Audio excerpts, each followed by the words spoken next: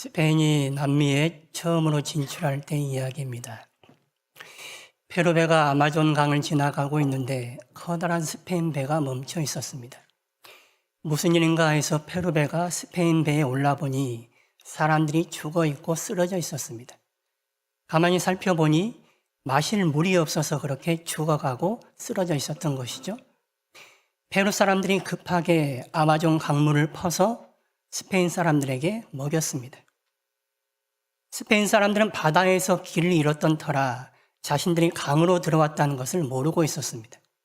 그래서 아마존 강 위에 떠 있으면서도 마실 물이 없어서 죽어가고 있었던 것입니다. 아마존에 그 많은 물들을 놔두고 마실 물이 없어 죽어가고 있었다.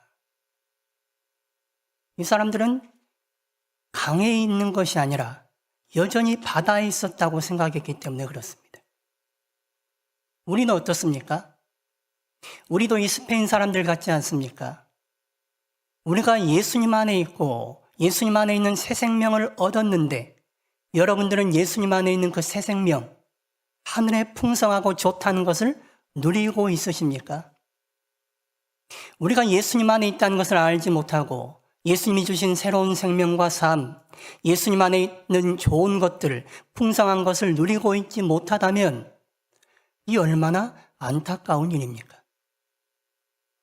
오늘 본문을 보시면 예수님께서 무덤에 있은 지 나흘이나 되어서 완전히 죽은 나사로를 살리시는 장면이 나오고 있습니다. 죽었던 사람이 살아났습니다. 그러면 그 나사로는 죽은 자로 있는 것이 아니라 산 자로 살아가야 하는 것입니다. 우리도 그렇습니다. 우리는 예수 안에서 새로운 삶을 살아가게 되었습니다. 새 사람이 되었습니다. 그러면 우리는 과거에 속한 사람, 옛사람으로 살아가야 할 것이 아니라 예수 안에 있는 새 사람, 새 생명을 가지고 살아가야 하는 것이죠. 죄에서 구원으로 옮겼습니다. 사망에서 생명으로 옮겼습니다. 그러면 우리는 여전히 죄에 머물고 사망에 머물러 있는 삶이 아니라 예수님 안에 있는 새로운 삶, 구원과 생명의 삶을 누리며 살아가야 하는 것입니다. 오늘 본문 33절 말씀 보십시오. 우리 말씀 같이 읽어보실까요? 예수께서 그가 우는 것과 또 함께 온 유대인들이 우는 것을 보시고 심령의 비통이 여기시고 불쌍히 여기사. 마르다는 자기 오라비 나사로의 죽음 앞에서 절망하고 있습니다. 그리고 울고 있습니다. 이 믿음 없는 모습, 그리고 죽음 앞에서 절망할 수밖에 없는 인간의 현실을 보며 예수님께서는 비통하게 여기셨습니다. 끓어오르는 분노를 누르고 있으셨습니다. 그러나 또한 그런 상황을 불쌍히 여기셨습니다. 예수님은 죽은 나사로를 바라보며 눈물을 흘리셨습니다. 불쌍히 여기신 것이죠. 그를 사랑했기 때문에 그렇습니다. 그 모습을 보며 유대인들이 비아냥거립니다. 오늘 본문 37절 말씀 보십시오. 이 말씀도 같이 읽어보실까요? 그중 어떤 이는 말하되 맹인의 눈을 뜨게 한 이 사람이 그 사람은 죽지 않게 할 수 없었더냐 하더라. 그렇게 나사로를 사랑했던 이 사람이 왜 나사로를 죽지 않게 일찍 와서 돌보지 않은 것이냐, 예수님을 비아냥대고 있습니다. 예수님을 무시하고 불신하고 있는 것입니다. 냉소적인 모습을 보이고 있는 것이죠. 이 사람들이 죽음 앞에서 할 수 있는 게 뭐가 있습니까? 절망 가운데 있습니다. 무기력에 빠져 있습니다. 형식적인 애통과 눈물 속에 있습니다. 그러면서 여전히 냉소적으로 보고 있는 것입니다. 아무것도 하지 못하면서 그저 냉소적일 뿐이에요. 절망 가운데 있는, 소망 없는 삶 가운데 무기력하고 그래서 냉소적으로 살아갈 수밖에 없는 이 사람들, 그런 인간의 현실을 보며 예수님은 또다시 비통해 하셨습니다. 오늘 나사로의 무덤 앞에 모여있는 사람들의 모습을 보면은 이 사람들은 예수님이 하실 일을 전혀 이해하지 못했습니다. 예수님이 무엇을 하실 수 있을까 전혀 기대하지도 상상하지도 못했습니다. 그저 비통해하고 있는 것입니다. 그저 울고 있는 것입니다. 그러나 예수님은 죽은 나사로를 살려내셨습니다. 방금 예수님이 부활이요 생명이라고, 예수님을 믿으면 죽어도 살 것이고 살아서 믿으면 영원히 죽지 않을 거라는 그 말씀을 듣고서도 마르다조차도 예수님이 하실 일을 믿지 못했습니다. 39절 말씀 보십시오. 우리 말씀도 같이 읽어볼까요? 예수께서 이르시되 돌을 옮겨 놓으라 하시니 그 죽은 자의 누이 마르다가 이르되 주여 죽은 지가 나흘이 되었음에 벌써 냄새가 나나이다. 부활에 대해 말씀하신 예수님의 말씀을 알겠습니다, 동의하고서도 예수님의 부활이 지금 일어날 거라는 것을 마르다는 여전히 믿지 못하고 있습니다. 종말의 부활이 예수님 안에서 현재 일어날 수 있다는 것을 여전히 믿지 못하고 있는 것입니다. 입으로는, 머리로는 고백했습니다. 예수님이 부활의 주님이시라고요. 그러나 실제적 삶에서는 예수님이 부활의 생명을 가져오는 분이라는 것을 믿지 못하고 있는 것입니다. 신앙의 괴리와 간극이 있습니다. 신앙의 미스매칭입니다. 그렇게 마리아도 마르다도 곁에 있던 유대인들도 그 누구도 예수님을 믿지 못했습니다. 예수님을 알지 못했습니다. 그러나 예수님은 죽은 나사로를 살려내셨습니다.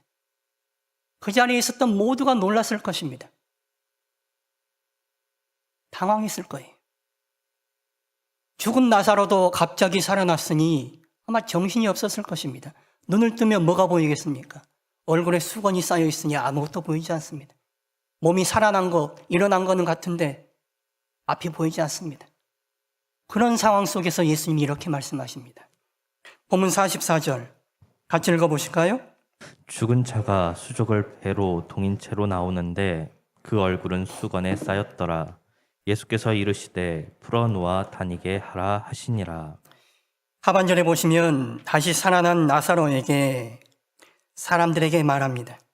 풀어놓아 다니게 하라. 사람들은 나사로를 장사하면서 그의 수족에 배를 동였습니다. 얼굴은 수건으로 쌌습니다. 죽은 자에 합당한 예우를 한 것입니다. 죽은 자에게 맞는 옷을 입혀놓은 것입니다. 그러나 죽은 자가 살아났으면 죽은 자에게 입혔던 것을 벗겨내야 되죠. 산 자에 마땅한 대우를 해야 되는 것입니다. 살아난 나사로를 죽은 자로 내버려 두지 말라는 거예요. 죽어있는 자처럼 저렇게 묶어놓지 말고 풀어놓아서 산 자처럼 풀어 다니게 하라라고 말씀하고 계신 것입니다. 예수님은 죽은 나사로를 살려내셨습니다. 이 오늘 본문에 나오는 분위기는 놀라움 그 자체입니다. 본문을 덮고 있는 분위기는 놀라움일 것입니다. 많은 사람들이 어안이 벙벙했을 것입니다. 무덤에 들어간 지 나흘이나 되어서 이미 썩는 냄새가 나는, 썩어가는 시신이 살아났으니 사람들이 놀라고 어안이 벙벙했을 거예요.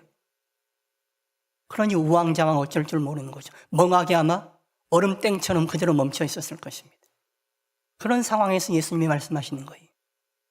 저 나사로가 죽었다 살아났으니 죽은 채로 내버려 두지 말고 살아있는 자처럼 그에게 덮어놨던 배와 수건을 다 풀어놓고 풀어놓아 산 자처럼 다니게 하라라고 말씀하고 있는 것입니다. 우리 삶도 마찬가지입니다.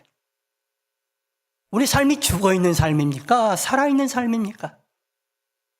여러분, 예수님 안에서 새 생명을 얻은 삶입니까? 아니면 여전히 옛사람으로 살아가는 세상에 속한 사람의 삶입니까?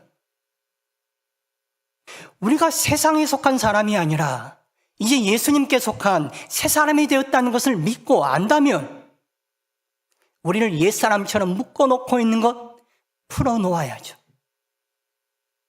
우리를 과거에 묶어놓고 있는 것, 여전히 절망으로 묶어놓고 있는 것, 죽은 자처럼 묶어놓고 있는 것 풀어놓아야죠.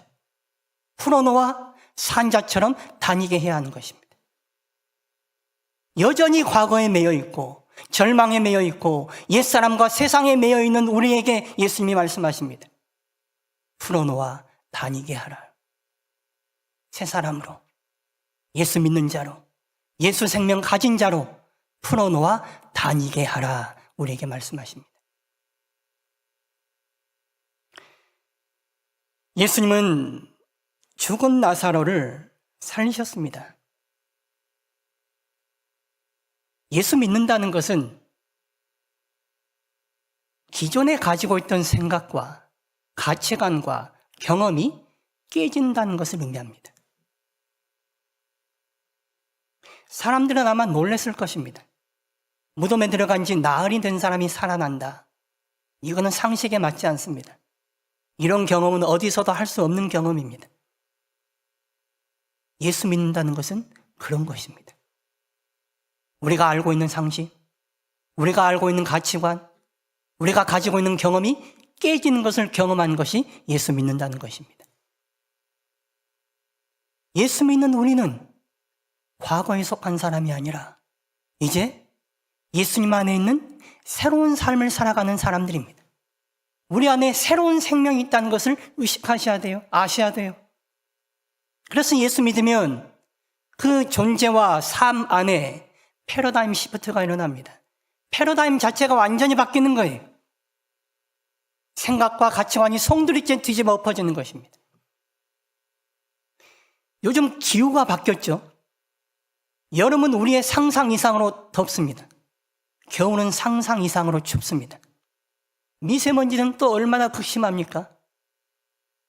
옛날 생각대로 살아가면 낭패당하기 십상입니다. 지금 달라진 환경에 적응하면서 살아가야 됩니다. 이게 뉴노멀이에요. 이게 우리의 새로운 삶이란 말이에요. 예수 믿은 우리의 삶도 마찬가지예요. 과거의 삶, 세상이 살아가는 삶, 그게 우리의 노멀이 아니에요, 이제는. 예수님 안에 있는 새로운 삶이 우리가 받아들여야 할 뉴노멀입니다. 우리는 새로운 삶을 살아가야 합니다. 여성분들은 아실 거예요.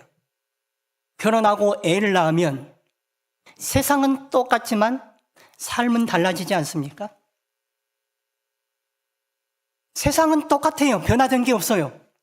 그런데 세상 보는 관점도 달라지고 자기의 중심도 달라지는 거예요. 그전에는 자기 중심으로 살아갔지만 이제는 자기 삶의 아이가 중심입니다. 아이에 맞춰서 살아갑니다. 모든 중심이 아이입니다. 삶 자체가 바뀌는 것입니다. 세상은 여전하지만 나의 삶이 바뀌는 거예요. 예수 믿는다는 것이 그런 것입니다. 우리를 둘러싼 환경과 세상은 여전하지만 예수 믿고 나서 우리는 세상을 바라보는 관점이 달라집니다. 세상을 살아가는 방식과 삶도 달라지는 것입니다.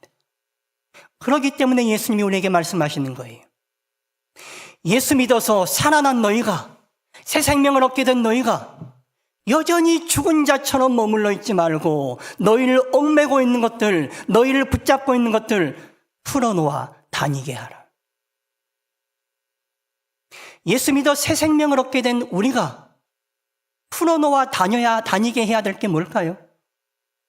여전히 우리를 얽매고 있는 것, 그래서 예수 생명으로, 예수 새 사람으로 살지 못하고 여전히 옛 사람으로 세상 사람처럼 살아가게 만드는 게 뭘까요? 그래서 우리가 풀려나야 할 게 뭘까요? 세 가지로 생각해 보길 원합니다. 첫 번째 우리가 풀려나야 할 것, 그래서 풀어놓아 다녀야 할 것은 바로 죄입니다. 우린 죄로부터 풀려나 다녀야 합니다. 예수 믿고 나서 죄 짓는 거 쉽게 생각하면 안 됩니다. 예수 믿는데 죄 짓는 게 그냥 쉽다. 죄 짓는 게 편안하다. 죄 짓는 게 어렵지 않다. 늘상 일상화되어 있다. 그러면 우리의 믿음을, 우리의 신앙을 다시금 돌아보셔야 됩니다. 내가 예수 믿는 사람 맞나?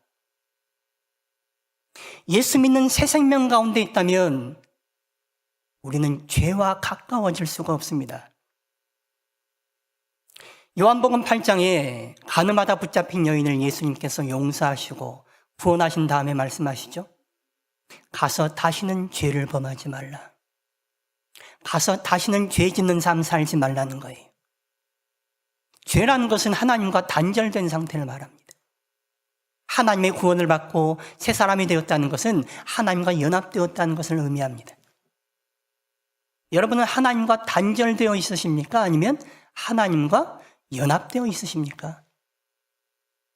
여러분 죄 짓고 사십니까? 죄 안 짓고 사십니까? 여러분이 저에게 묻는다면 목사님은 죄 안 짓고 사세요? 아니요, 저 죄 많이 짓고 삽니다. 죄된 생각 많이 하고 죄된 행동 많이 하고 살아갑니다. 그런데 성경은 왜 우리에게 죄 짓지 말라고 할까요? 목사는 자기도 죄인이면서 자기도 죄 지으면서 왜 죄 짓지 말라고 설교하는 걸까요? 죄 짓지 말라는 것은 죄에게 우리 몸을 맡기지 말라는 말입니다. 우리에게 죄의 본성이 있어 여전히 죄에 집니다. 그런데 싸우다가 애쓰다가 분투하다가 어쩔 수 없이 내 약한 본성 때문에 지는 것과 그냥 다 그러고 사는데 뭐 세상도 다 그러고 살고 예수 믿는 사람들도 다 그러고 사는데 나만 이러나? 죄 짓는 게 자연스러운 거는 천양지차예요. 전자의 삶은 하나님 안에 있는 삶이고 후자의 삶은 하나님 밖에 있는 삶입니다.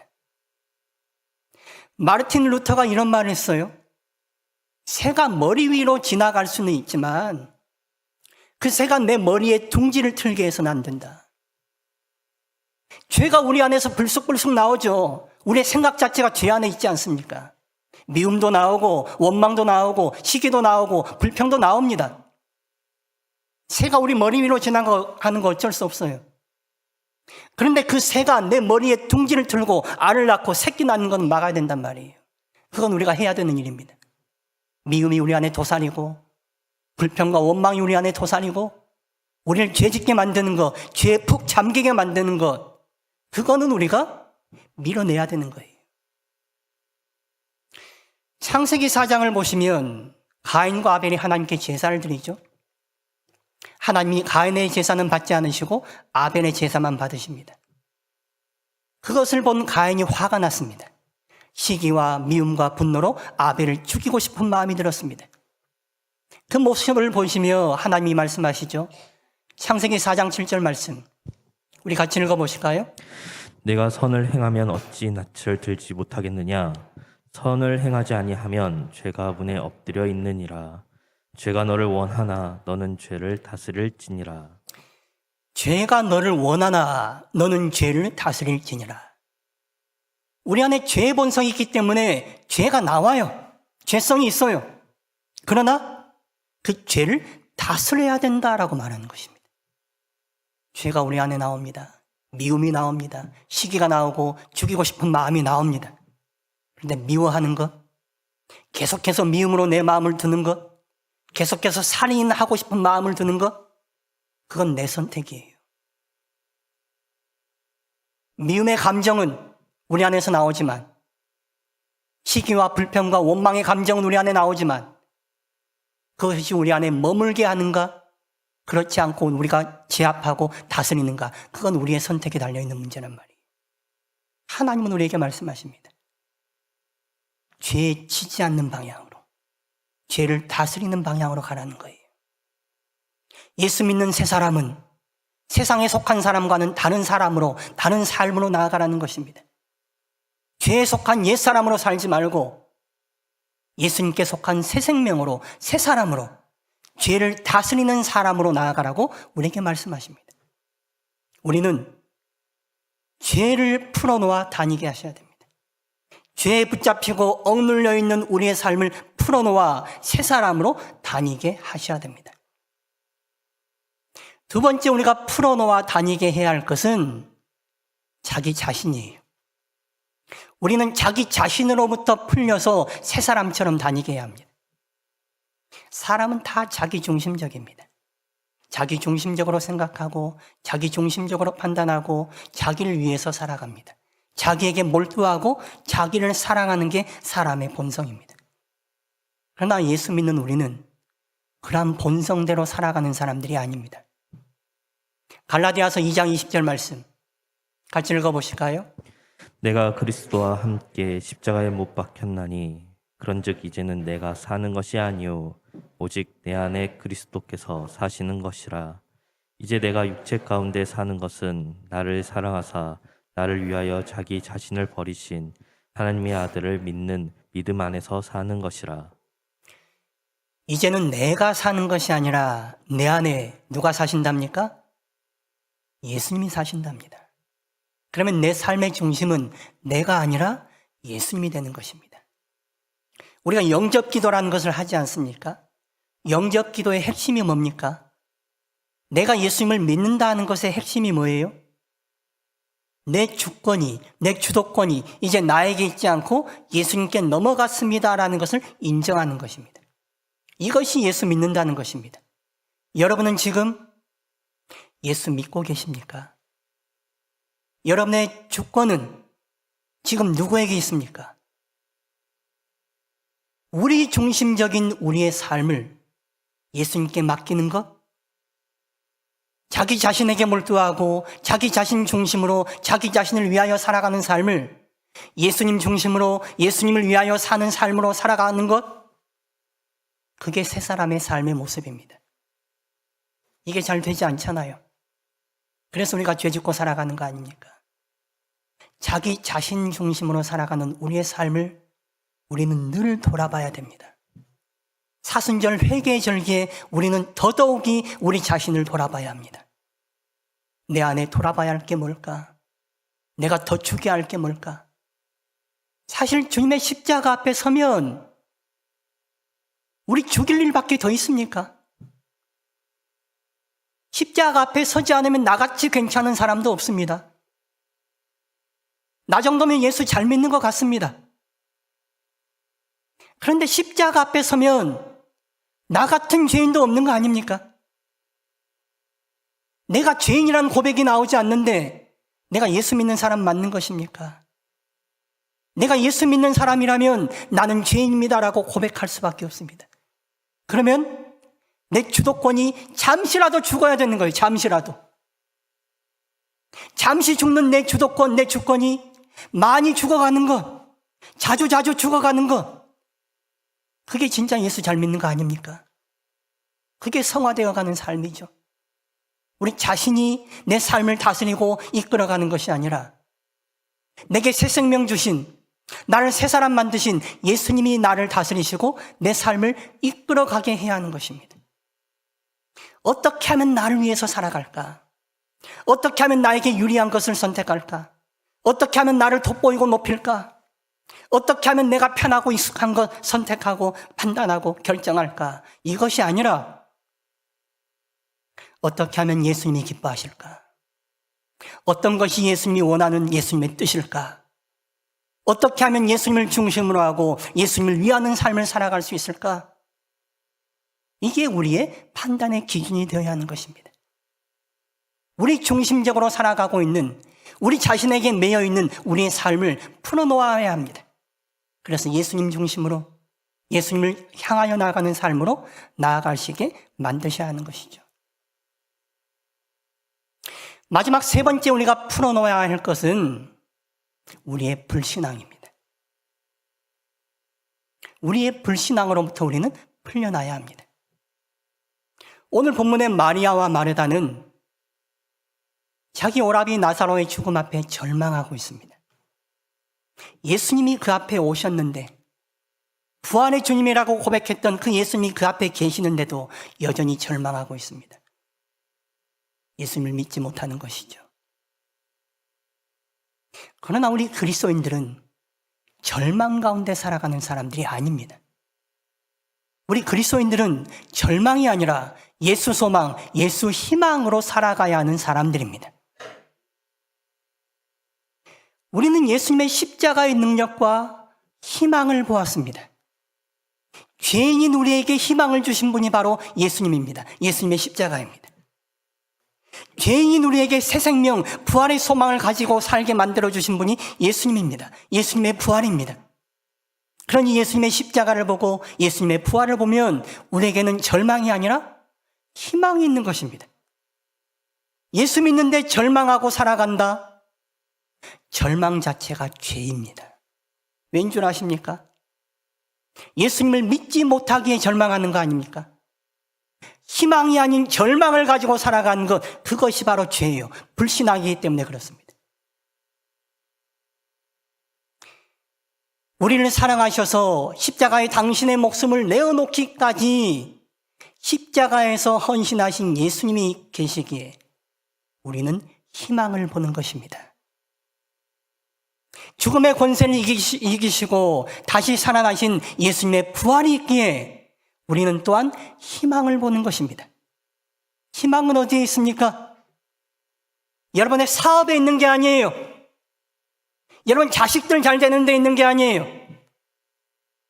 여러분 통장 잔고가 늘어나는 데 희망이 있는 게 아니에요. 우리는 거기에 희망을 두고 살아가요. 우리 모두가 다 거기에 희망을 두고 살아가요. 그러나 오늘 다시금 깨달으시기 바랍니다. 우리의 희망은 거기에 있지 않습니다. 우리의 희망은 우리의 십자가의 주님이시요 부활의 주님이신 예수 그리스도께 있습니다. 그 예수 그리스도를 붙들고 믿고 살아가는 사람, 그 사람은 희망으로 살아가는 거예요. 믿음이 있기에 절망하지 않는 것입니다. 예수님 안에서 우리는 종말의 부활을 맞이하는 것이 아니라 현재적인 부활을 맞이하고 살아가는 거예요. 현재적인 부활을 경험하고 살아가는 것입니다. 예수님은 죽어서만 만나는 분이 아니라 종말에만 오시는 분이 아니라 여전히 그분을 갈망하고 그분을 믿음으로 찾는 자에게 오시는 분이십니다. 오늘 우리의 절망적인 상황에서도 예수님이 오시기에 우리는 예수님으로 말미암아 희망을 바라보고 살아가는 것입니다. 오늘 본문 40절 보십시오. 우리 40절 말씀 같이 읽어보실까요? 예수께서 이르시되 내 말이 내가 믿으면 하나님의 영광을 보리라 하지 아니하였느냐 하시니 내가 믿으면 하나님의 영광을 보리라. 마리다는 예수님을 믿는다면서도 여전히 절망 가운데 매여 있습니다. 부활이요 생명이라고 예수님이 말씀하실 때에 그렇다고 고백했으면서도 여전히 절망 가운데 매여 있습니다. 왜입니까? 자기 영광, 세상 영광에만 매여 있기 때문에 그렇습니다. 세상적인 관점으로 보니 오라비가 죽어서 나는 이제 끝난 겁니다. 당시 고대 사회에서 남자가 집안에 없으면 여자는 경제적으로나 사회적으로 참여할 길이 막힙니다. 삶 자체가 어려워지는 거예요. 내 세상 영광이 없어졌습니다. 자기 영광도 사라졌습니다. 그러니 절망 가운데 있을 수밖에 없죠. 그 앞에 계신 예수님의 영광을 보지 못해서 그렇습니다. 예수님을 믿으면 하나님의 영광을 보게 될 터인데 예수님을 믿지 못하니 절망 가운데 있는 것입니다. 세상 영광, 자기 영광만 붙들고 살아가면 우리는 절망 가운데 살아갈 수밖에 없습니다. 절망을 뒤따라서 무엇이 옵니까? 무기력이 오고 무의미가 오고 방향 없는 삶이 오는 것입니다. 절망하니 삶이 재미도 없습니다. 힘이 나지 않습니다. 축 처져서 마지못해 살아가는 삶뿐입니다. 그게 절망하는 삶, 불신앙의 삶의 모습입니다.